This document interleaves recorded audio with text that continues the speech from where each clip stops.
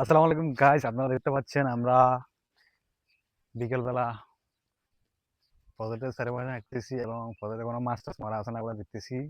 যদি মরা মাছ টাছ থাকে আমরা ওগুলারে উঠাই, উপরে রাখি মানে কি গর্তে গায়ে ফেলাই। কারণ এগুলো থাকলে পুকুরে পানি নষ্ট হওয়ার সম্ভাবনা থাকে, যার কারণে মাছের আরো সমস্যা হয়। এই কারণে আমরা ওগুলো উঠালাই।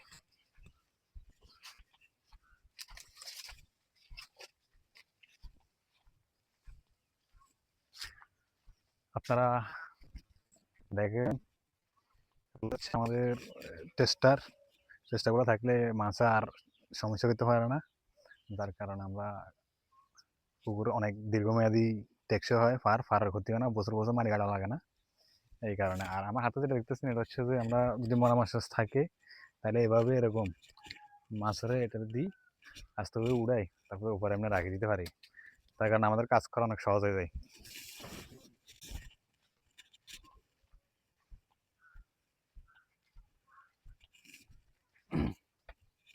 তো অনেকদিন হয়ে গেছে আমরা এদিকে আসি না, যার কারণে কলা গাছের পাতাগুলা অনেক বড় বড় হয়ে গেছে। আমরা আসলে এখানে পাড়ায় হাঁটতে, পুকুরের পাড়ে হাঁটতে আমাদের সমস্যা হয়। এগুলা আসলে এক সময় আসি পরিষ্কার করা দরকার। পরিষ্কার করে দিলে তাহলে আমরা কাজ করতে আমাদের জন্য সুবিধা হয়, হাঁটতে সুবিধা হয়।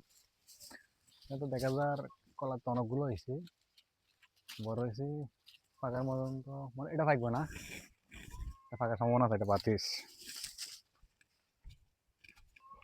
উফ, সবগুলা জংলাই গেছে একদম ডাইরেক্ট, অনেকদিন না আসাতে এরকম। এটা আবার নতুন করে বাইরে দিচ্ছে, এটা বড় হইব বাংলা কলা।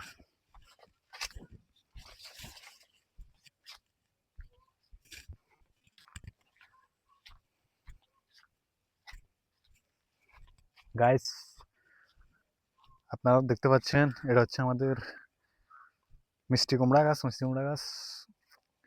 ফুল আসছে, কিছুদিনের মধ্যে ধরার সম্ভাবনা আছে, এখনো ধরা নাই, ধরবে। এই যে ফুল অনেকগুলো আসছে, একটা এগুলো হচ্ছে পুরুষ, এগুলো হচ্ছে মহিলা, ওগুলা পরাগায়ন হবে। তারপরে একটা দুইটা তিনটা, এখান থেকে তিনটা তিনটা মুড়ে আছে। হুম, হ্যাঁ, ধরার সম্ভাবনা আছে। ধরার সম্ভাবনা কি আর আর কয়দিনের মধ্যে ধরবে। এমনি তো ফুল তো আই গেছে, আর সমস্যা নাই।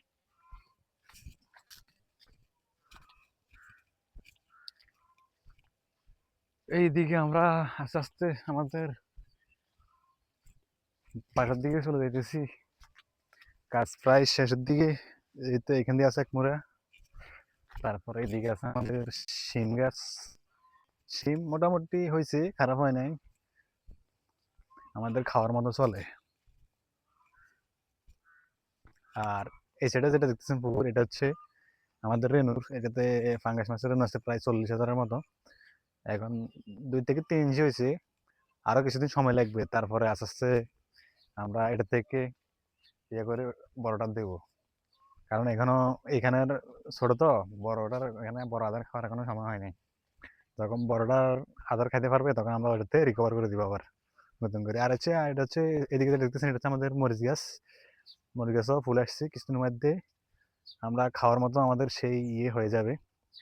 এখনো বেশি বড় হয় নাই, সময় লাগবে। এদিকে এটা হচ্ছে আমাদের ধনিয়া গাছ, আমরা যখন রান্না বান্না করি তখন এখান থেকে নিয়ে খাই। আসলে সবকিছু আছে প্রায়। আর ওদিকে যেটা দেখতেছেন এটা হচ্ছে বেগুন ক্ষেত, তারপরটা হচ্ছে মূলা ক্ষেত, তারপরটা হচ্ছে ভেন্ডি ক্ষেত। সব আছে আমাদের এখানে, সব আছে। বেগুনও মোটামুটি ধরছে কিছু, তবে এখনো অত বেশি বড় হয় নাই। যেগুলো বড় হয়েছে সেগুলো আমরা খেয়ে ফেলছি। তো ঠিক আছে গাইস, আজকের মতো এখানে শেষ। আল্লাহ হাফেজ, ভালো থাকবেন।